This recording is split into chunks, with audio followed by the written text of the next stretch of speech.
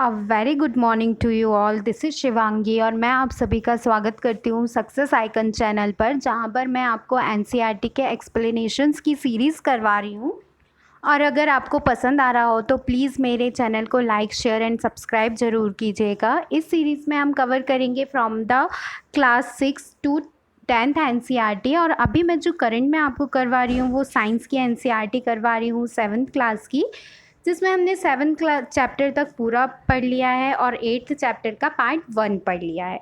अब मैं आपको पार्ट 2 पढ़ा रही हूँ 8th चैप्टर का, जिसमें हम साइक्लोन्स, थंडरस्टॉर्म इन सब के बारे में पढ़ेंगे। तो देखो, हमने पार्ट 1 में क्या पढ़ा था कि किस प्रकार से जो मूविंग एयर है उसको हम विंड बोलते हैं, उसके प्रेशर के बारे में पढ़ा था, टेम्परेचर के बारे में पढ़ा था, किस तरीके से जो एयर है वो गर्म होने के बाद बहुत ज़्यादा लाइट हो जाती है और अपवर्ड मूव कर लेती है, और जो कोल्ड एयर है वो उस वैकेंट प्लेस को फिल कर देती है। ठीक है, तो अब नेक्स्ट जो है वो हमारा टॉपिक है wind currents are generated due to uneven heating on the earth. अब देखो, जो विंड के करेंट्स होते हैं ना, जो हवाएं होती हैं, ठीक है, वो किस तरीके से जनरेट होते हैं। तो हमने प्रीवियस चैप्टर में पढ़ा था कि किस प्रकार से जो सन है वो अलग अलग लैटिट्यूड्स पे उसका एक्सटेंट अलग अलग होता है। अलग अलग लैटिट्यूड्स पे टेम्परेचर अलग अलग मात्रा में होता है। जो सन की हीट है वो अलग अलग मात्रा में अलग अलग लैटिट्यूड्स पे होती है ना। इक्वेटर पे सबसे ज़्यादा होती है, और जैसे जैसे हम पोल की तरफ जाते जाते हैं वैसे वैसे जो टेम्परेचर है वो कैसा होता जाता है, कम होता जाता है। अब देखो, टेम्परेचर जब कम होता जा रहा है पोल की तरफ, तो जब टेम्परेचर उस लैंड का ही कम है तो वहाँ की जो एयर है उसका टेम्परेचर भी ऑब्वियसली कम होगा। और इक्वेटर पे जो इक्वेटर के आसपास जो एयर है उसका टेम्परेचर क्या होगा, ज़्यादा होगा। अब अगर एयर का टेम्परेचर कैसा हो गया, ज़्यादा हो गया, वो गर्म हो गई, तो वो क्या होगी, वार्म एयर अपवर्ड मूव कर जाएगी, है ना, मतलब कि पोल की तरफ मूव कर जाएगी। और जो पोल के पास कैसी हवाएं हैं, ठंडी हवाएं हैं, वो क्या करेंगी, इक्वेटर की तरफ मूव करेंगी। तो इसी प्रकार से जो अनइवन हीटिंग होती है काई की लैंड की, वो डिसाइड करती है कि किस प्रकार के जो विंड करेंट्स हैं वो प्रोड्यूस होंगे। अब देखो, हम अगर अर्थ के मैप को देखें इधर पर, तो ये देखो, आपको दिख रहा होगा कि देखो पोल से किस तरीके से इक्वेटर की तरफ ये वेव्स आ रही हैं, और इक्वेटर से किस तरीके से ये पोल की तरफ हॉट वेव्स जा रही हैं। तो ये क्या शो करता है कि जो वार्मर लैटिट्यूड्स हैं उनकी तरफ से जो वार्म एयर है वो कहाँ को जाती है, पोल्स की तरफ, और जो कोल्ड एयर है वो पोल से किस तरफ को आती है, लैटिट्यूड की तरफ। तो आई होप ये आपको अच्छे से समझ में आ गया होगा कि किस तरीके से जो वेव्स हैं वो ट्रैवल करती हैं from the hot air to the cold region, मतलब हॉट रीजन से कोल्ड रीजन की तरफ जो वार्म एयर है वो ट्रैवल करती है। और कोल्ड विंड्स जो हैं वो हॉट प्लेस में जो वैकेंट हो गई है, क्योंकि एयर क्या कर गई, अपवर्ड मूव कर गई गर्म होने के बाद, तो वो जगह जो खाली हो गई उस जगह को कौन फिल कर देगा, जो ठंडी हवाएं हैं। अब uneven heating of land and water, देखो हमने पहले चैप्टर में पढ़ा था कि लैंड ब्रीज और सी ब्रीज के बारे में कोस्टल रीजन में, कि किस तरीके से जो सन जब आता है, मतलब दिन के टाइम में क्या होता है कि जो धरती है वो जल्दी गर्म हो जाती है as compare to ocean.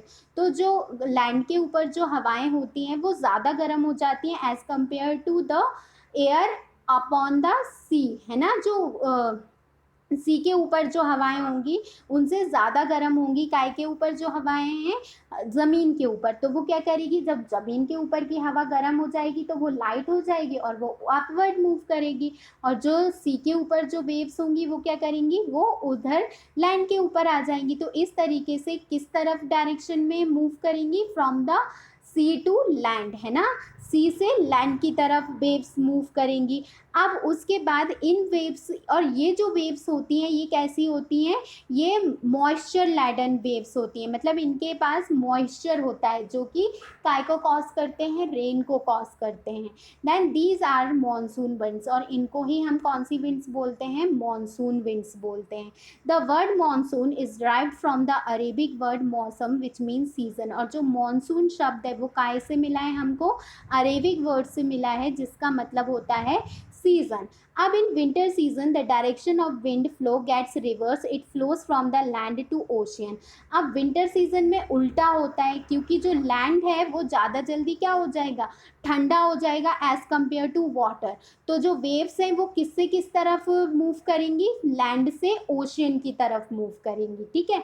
The winds from the ocean carry water and bring rain. अब जो विंड्स मतलब समर सीजन में जो विंड्स कहाँ से किस तरफ आ रही थी, ओशियन से लैंड की तरफ आ रही थी, वो अपने साथ क्या लेकर आएंगी, मॉइस्चर लेकर आएंगी. और जब वो लैंड पर आ जाएंगी तो वो क्या हो जाएंगी, कंडेंस हो जाएंगी. कंडेंस हो जाएंगी तो वो क्या करेंगी, प्रेसिपिटेशन करेंगी, तो वो रेन कॉज करेंगी. तो ये कॉज होता है रेन का. ठीक है. The monsoon winds carries water and it rains. जो मानसून विंड्स होती हैं वो अपने साथ वाटर को कैरी करती हैं और कंडेंस होने के बाद वो रेन को कॉज करती हैं. Cloud bring rain and gives us happiness. और आपको पता है कि जो बारिश का मौसम होता है it is very pleasant and बहुत ही प्यारा मौसम होता है. चारों तरफ हरियाली खुशियाँ छा जाती हैं, क्योंकि बारिश पे ही हमारा एग्रीकल्चर सब कुछ डिपेंड करता है ना, हमारी लाइफ लाइन. अगर बारिश नहीं होगी तो एग्रीकल्चर प्रोसेस कैसे हो पाएगी और खाना कैसे मिलेगा हमें. So it is very important to receive a good rain in a year. Sorry. अब लेकिन यहाँ पे क्या बोल रहा है, however it is not always a happy ending. लेकिन हमेशा जो बारिश है वो हमेशा सुहानी और अच्छी नहीं होती. कभी कभी बहुत ज़्यादा डिवास्टेटिंग भी होती है, डिस्ट्रॉय भी कर देती है. अगर फ्लड आ जाता है ना, थंडर स्टॉर्म आ जाता है, बादल फट जाते हैं, तो क्या होता है, बहुत ज़्यादा डिस्ट्रक्शन हो जाता है. Land, life, human beings, animals, nature, सबको बहुत ज़्यादा मात्रा में क्या होता है, डिस्ट्रॉय हो जाते हैं बहुत ज़्यादा. तो in nature itself there are certain situation that sometimes create disaster. और नेचर में ही ऐसे बहुत सारे एक्सीडेंट्स होते हैं जो डिज़ास्टर को प्रोड्यूस करते हैं, जैसे कि लैंडस्लाइड आना, अर्थक्वेक आना, थंडरस्टॉर्म आना, लाइटनिंग होना. These all are natural disaster. इनकी वजह से काफ़ी ज़्यादा लिविंग ऑर्गेनिजम्स, एनिमल्स, प्लांट्स, इन सबको बहुत ज़्यादा डिस्ट्रक्शन होता है. तो हम पढ़ेंगे इधर दो ऐसे ही डिज़ास्टर्स के बारे में, थंडर स्टॉर्म और साइक्लोन के बारे में. अब देखो थंडर स्टॉर्म के बारे में हम पढ़ते हैं पहले कि क्या होता है actually thunder storm. Let's see. Thunderstorm and cyclones. Thunderstorm develops in a hot, humid tropical areas like India very frequently. जो thunderstorm है वो ज़्यादातर किस रीजन में डेवलप होता है, जो हॉट और ह्यूमिड रीजन्स होते हैं, जैसे इंडियन सब कॉन्टिनेंट. ठीक है. यहाँ पे ज़्यादातर थंडरस्टॉर्म डेवलप होते हैं. और ये क्या करते हैं, ये अपने साथ जो हॉट एयर होती है वो अपने साथ किस चीज़ को, मॉइस्चर को लेके अपवर्ड मूव करती है और वहाँ से कंडेंस होके ये क्या करती है, रेन के फॉर्म में वापस ज़मीन पर आती है. तो इसकी वजह से क्या होता है, the Swift movement of the falling water droplets along with the rising air. मतलब राइजिंग एयर के साथ वो स्विफ्ट मूवमेंट होता है वाटर ड्रॉपलेट्स का. तो ये क्या क्रिएट करती है, लाइटनिंग एंड साउंड. यहाँ पे इलेक्ट्रिक इफेक्ट क्रिएट हो जाता है.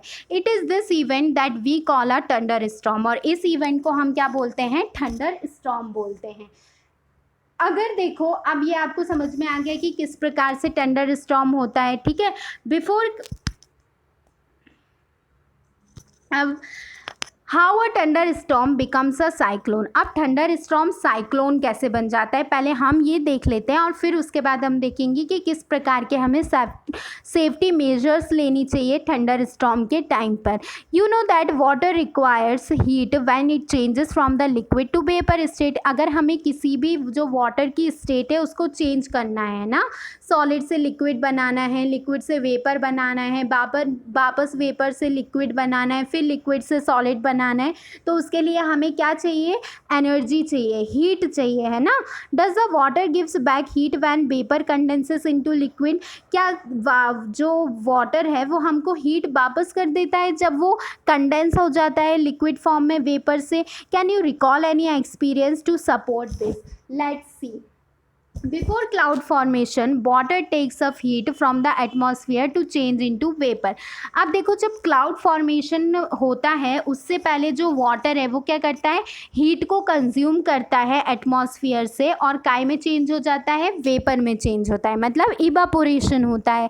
फिर जो वेपर है वो ऊपर जाने के बाद क्या हो जाते हैं, कंडेंस हो जाते हैं। कंडेंसेशन की वजह से प्रिसिपिटेशन मतलब वो रेन के फॉर्म में वापस ज़मीन पर आ जाते हैं। The heat release to the atmosphere warms the air around, और जब वो प्रिसिपिटेट होकर वापस आते हैं तो जो हीट रिलीज होती है वो वार्म कर देती है आसपास के वातावरण को। The air tends to rise and causes a drop in pressure, और जो एयर है वो ऊपर को जाती है और वो क्या करती है, एक जो ड्रॉप्स हैं वो प्रेशर से नीचे आती हैं। More air rushes to the centre of the storm, this cycle is repeated. अब क्या होता है कि धीरे धीरे ये जो साइकिल है ये रिपीट होती जाती है और इसकी वजह से क्या होता है, the chain of the event ends with the formation of very low pressure system. और इस तरीके से एक बहुत ज़्यादा लो प्रेशर सिस्टम बार बार रिपीट होने की वजह से फॉर्म हो जाता है, जो कि रिजल्ट होता है किसकी वजह से, high speed winds revolving around it. It is this weather condition that we call a cyclone. और इसकी वजह से क्या, हाई विंड कंडीशंस और लो प्रेशर की वजह से क्या डेवलप होता है, साइक्लोन डेवलप होता है।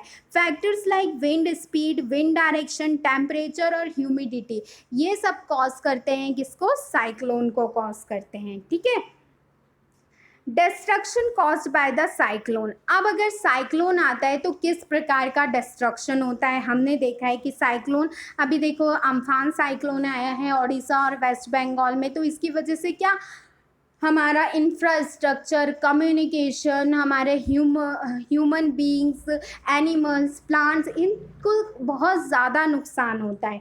The low pressure in the I lifts water surface in the centre. अब देखो जब साइक्लोन आने वाला रहता है तो उससे पहले जो सी वेव्स हैं वो काफ़ी ज़्यादा उनकी हाइट बढ़ जाती है, काफ़ी ज़्यादा स्पीड बढ़ जाती है। इसकी वजह से जो क्या होता है, वाटर जो कोस्टल एरियाज़ हैं वहाँ पर भरने लगता है ना, आने लगता है कोस्ट को क्रॉस करके। It appears like a water wall moving towards the shore. और हाई स्पीड और हाई हाइट की वजह से ऐसा लगता है कि जो पानी की एक दीवार बन गई है और वो एंटर हो जाता है कहाँ पर, कोस्टल एरियाज़ में। It also reduces fertility of the soil. और इसकी वजह से देखो जो सलाइन वाटर है वो सॉइल पे आ जाएगा तो क्या होगा, जो सॉइल की फर्टिलिटी है वो क्या हो जाएगी, ख़त्म हो जाएगी या कम हो जाएगी। कंटिन्यूस हैवी रेनफॉल में further worsen the flood situation. और देखो जब साइक्लोन आता है तो रेनफॉल भी आती है साथ में, तो इसकी वजह से कभी कभी फ्लड कंडीशंस भी बन जाती हैं, पानी भर जाता है।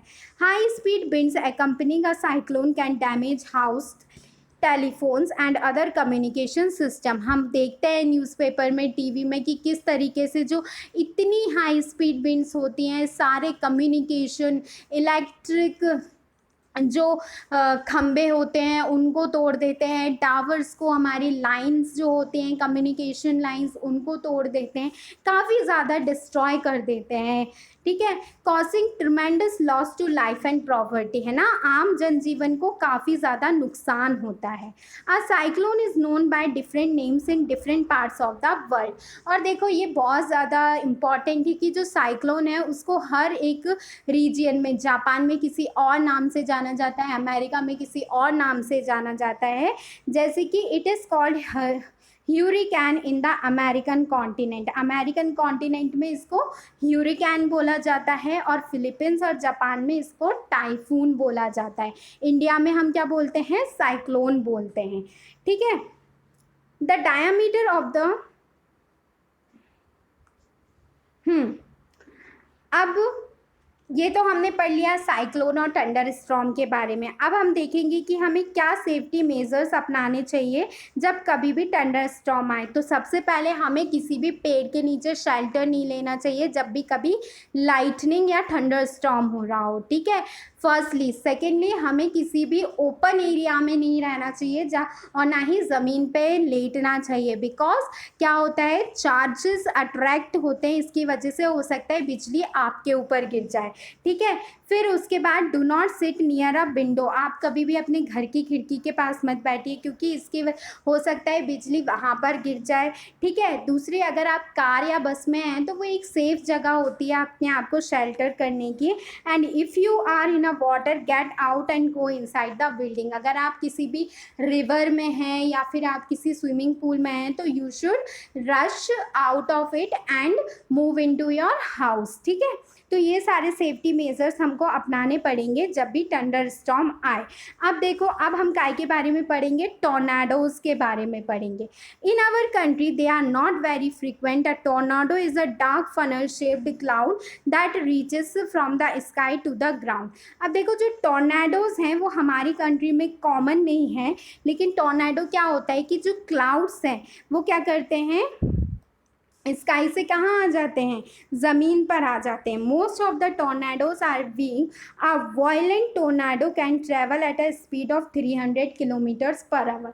ज़्यादातर जो टोर्नाडोज हैं वो काफ़ी वीक होते हैं, लेकिन एक जो नॉर्मल हाई स्पीड होती है टोर्नाडो की वो कितनी होती है, 300 किलोमीटर पर आवर्स। टोर्नाडोज में फॉर्म विथ इन साइक्लोन्स, और जो टोर्नाडोज हैं वो काय के साथ ही फॉर्म हो जाते हैं, साइक्लोन के साथ ही फॉर्म हो जाते हैं। The whole coast line of India is vulnerable to the cyclones, particularly the east coast. देखो, जो हमारी ईस्ट कोस्ट है, मतलब बे ऑफ बंगाल वाला जो रीजियन है ना, उड़ीसा, आंध्र प्रदेश, वेस्ट बंगाल, यहाँ पे काफ़ी ज़्यादा फ्रिक्वेंट साइक्लोन आते हैं as compare to western coast. तो ये काफ़ी ज़्यादा वल्नरेबल जगह है जहाँ पर लगातार साइक्लोन्स आते रहते हैं। कभी तितली साइक्लोन आता है, कभी गज साइक्लोन आया था पिछले साल, है ना। इस साल अम्फान साइक्लोन आया, तो वो भी किस कोस्ट पे आया, ईस्टर्न कोस्ट पे, बे ऑफ बंगाल रीजन में। और वो ज़्यादातर कौन सी दो स्टेट्स को ज़्यादातर अफेक्ट करता है, किसको, ओडिशा को और वेस्ट बंगाल को। ठीक है। The best coast of India is less vulnerable to the cyclonic storm both in terms of intensity and frequency of the cyclone. तो जो वेस्टर्न कोस्ट है वहाँ पे जो साइक्लोन की इंटेंसिटी और फ्रीक्वेंसी वो काफ़ी कम है as compare to eastern coast. Effective safety measures, अब देखो यहाँ पे दिया है कि अगर टोर्नेडो आएगा तो आप उससे किस तरीके से सेफ रह सकते हैं। देखिए,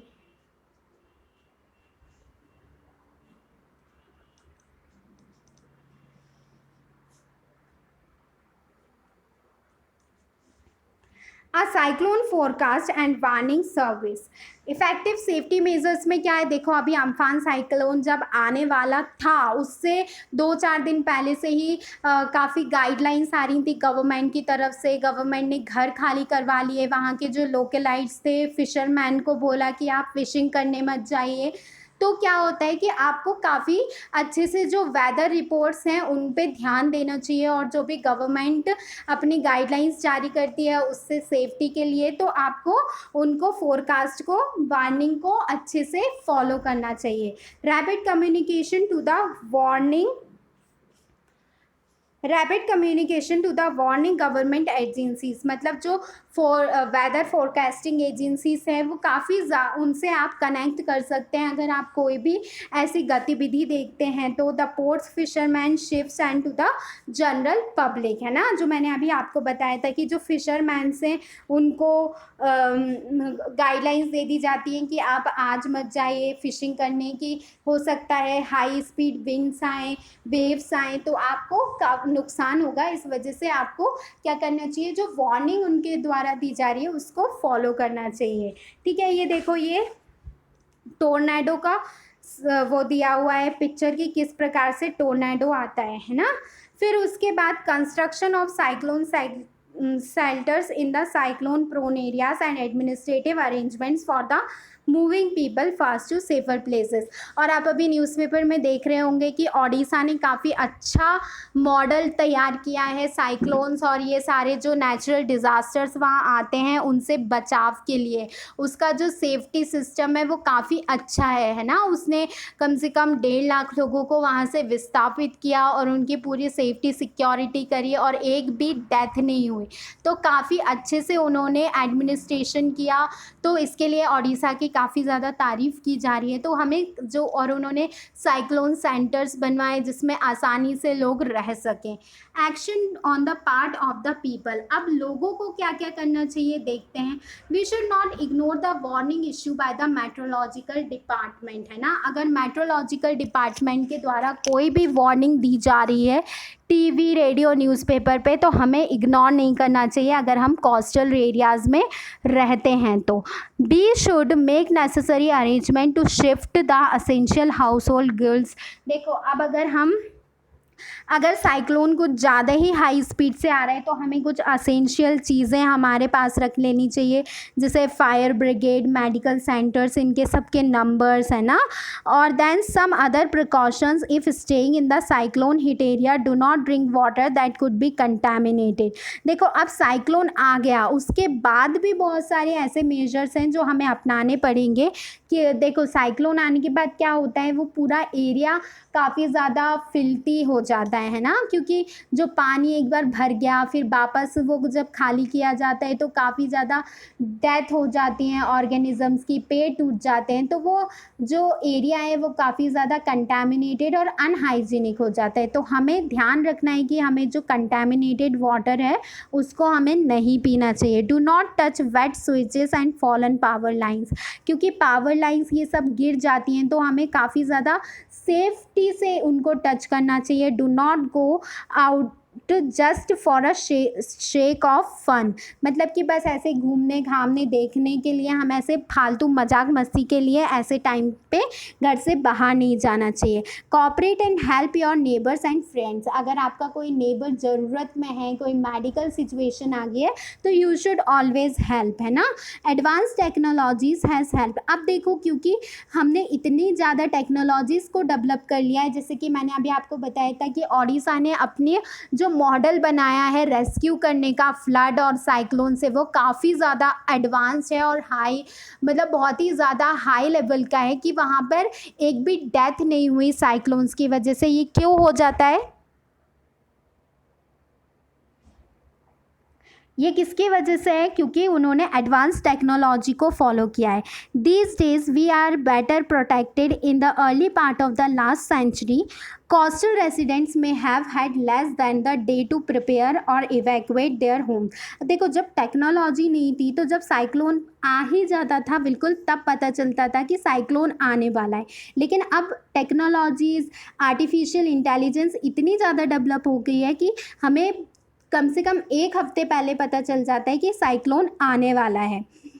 Then cyclone alert or cyclone watch is issued 48 hours in advance of any expected storm and the cyclone warning is issued 24 hours in advance। अब देखो सैटेलाइट्स और रडार्स की हेल्प से जो साइक्लोन अलर्ट है, जो सेंटर्स है, वो क्या करते हैं, वहाँ के जो लोकेलाइट्स हैं उनको 48 आवर्स पहले या फिर 24 आवर्स पहले ही अलर्ट कर लेते हैं ताकि वो अपनी प्रिपरेशन अच्छे से कर सकें और एडमिनिस्ट्रेशन जो है वो लोगों को वहाँ से मूव करवा सके ताकि वो लाइफ और प्रॉपर्टी दोनों को डैमेज होने से बचा सकें। Several national and international organisation cooperate to monitor the cyclone related disaster. अब देखो जब कोई भी साइक्लोन आता है तो हो सकता है वो एक ही कंट्री को अफेक्ट ना करे, एक से ज़्यादा कंट्री उससे अफेक्ट हो जाए, तो इंटरनेशनली सारी जो मेट्रोलॉजिकल डिपार्टमेंट्स हैं वो कोऑपरेट करती हैं और काफ़ी ज़्यादा जो मेजर्स हैं उनको फॉलो करती हैं ताकि लाइफ एंड प्रॉपर्टी का डैमेज